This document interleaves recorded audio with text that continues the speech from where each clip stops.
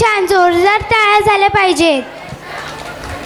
रसिको, झुंजू मुंजू पहाट झाल्यावर आपल्या सगळ्यांचा पोशिंदा म्हणजे आपला लाडका शेतकरी राजा अत्यंत आनंदाने आपल्या शेतावर जात असतो.